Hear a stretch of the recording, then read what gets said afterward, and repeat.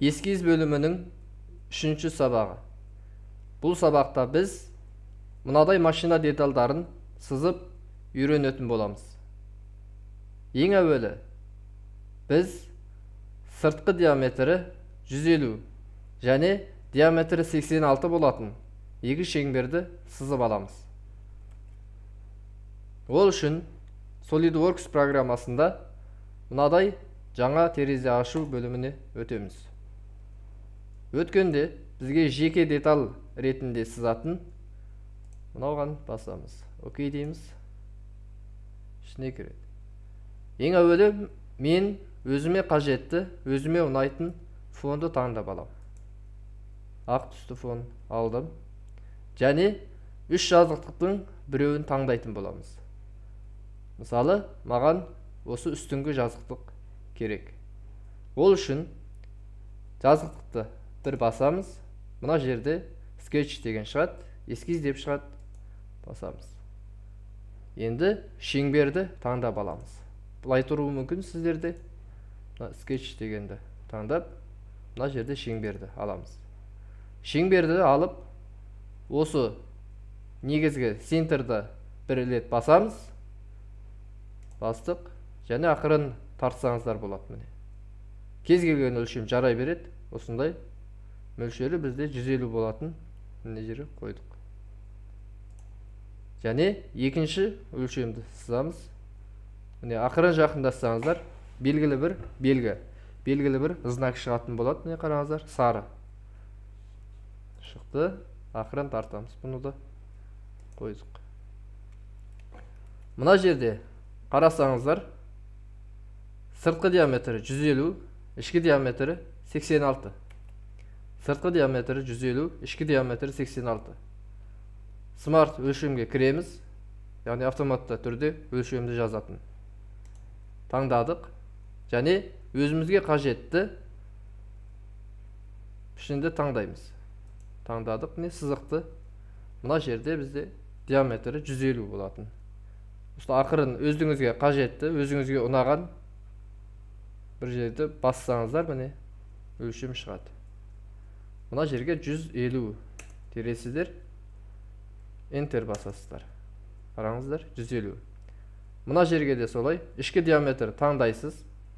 Ішкі шеңберді міне автоматты түрде осындай өлшемі шығады.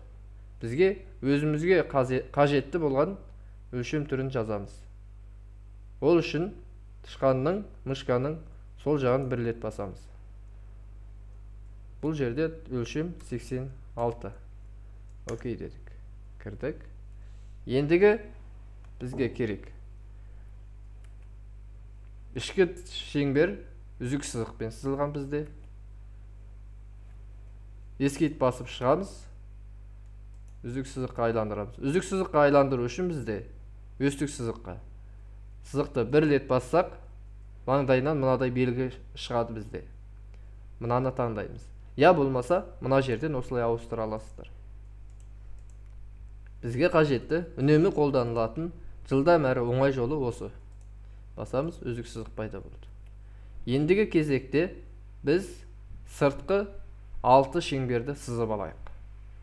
6 доғаны 1, 2, 3, 4, 5, 6. Яғни 6 доғаны біз сызып аламыз.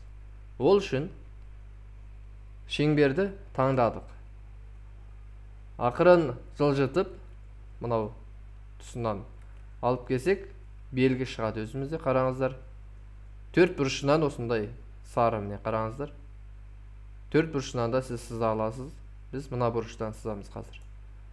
Бір рет басасыз, ақырын тартсаңыз, кез келген өлшем жарай береді. Мысалы, мынадай болсын, бәрібір соңынан біз өлшем жазатын едік.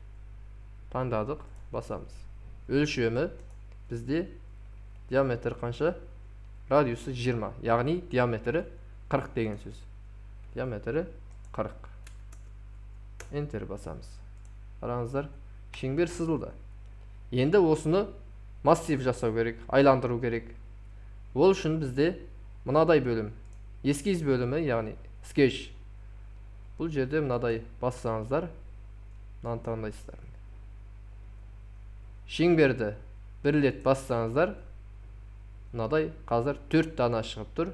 Біз бұл жерге 6 деп жазамыз. 6. Enter басамыз. 6 данасы сызылды. Окей дейміз. Қараңыз. Енді қайшымен біз қажетсіз бөліктерді осылай кесіп тастасақ болады. Қараңыздар. Міне. Бітті. Сыртқы доғасы дайын бізде. Енді ішкі шеңберлер сызылады. Одан 6 дана, диаметр 20. Нақты бұрышта орналасқан, нақты сызықтың бойында орналасқанын бірінші сызамыз. Бұл жерде мынаны бірінші сыздым. Егер де мына жерде орналасатын болса, мынаны бірінші сызатын едім. Бұл жерде мынау бірінші орналасқан. Сондықтан осыны сыздым. Мына жерде мынаны сызамыз. Қазір диаметрі 20. Ақырын жылжытып болсаңыздар, міне белгі шығады, сары. Қараңыздар, міне. Енді осы жерде кез келген өлшем жазып қойсақ болады, міне. Жаздық. Диаметрі бізде 20. Мына жерде радиусын жазсаңыздар болады, 10 деп. Я болмаса, мына жерден смарт өлшемді алып, диаметрін жазсаңыздар болады, 20 деп. Міне шеңбер сызылды. Енді осыдан 6 данасын жасау керек бізге. Ол үшін тағы да массив бөліміне өтеміз. Мынаны басамыз. Басқаннан кейін мына жақта өзімізге қажетті сызықты таңдаймыз. Бұл жерде 4 дана жасады. Енді бізге 6 данасы керек. Сондықтан бұл жерге 6 деп жазамыз. 6 данасы сызылды. Окей деп басамыз. Бітті.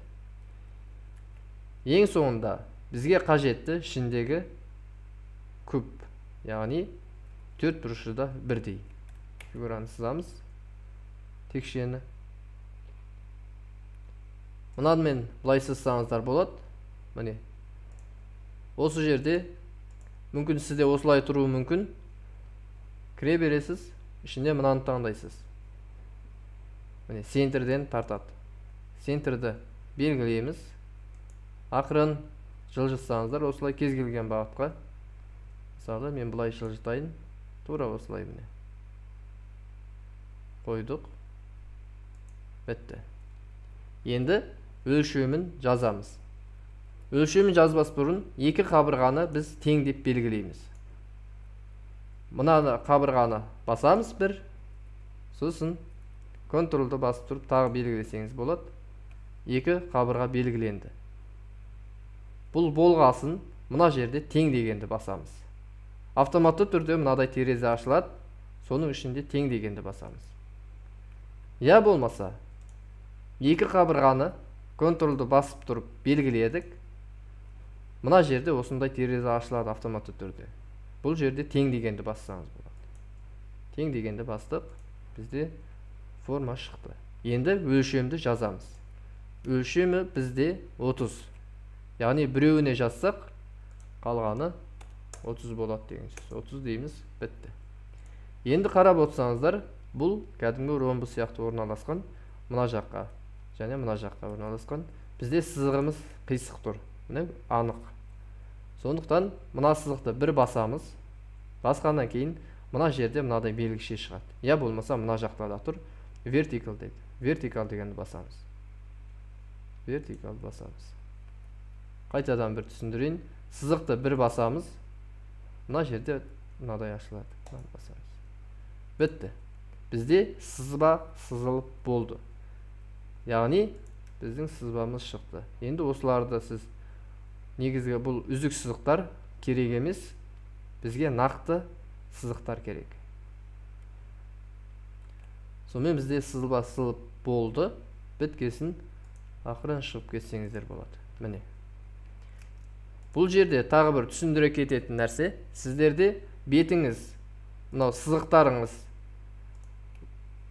сұры емес, басқа бір түстерге бояймын десеңіздер, скетч дегенді басамыз. Бағана сызған сызығымызды бір рет басып, оң жақ кнопканы бассаңыздар, мынадай белгіше шығады.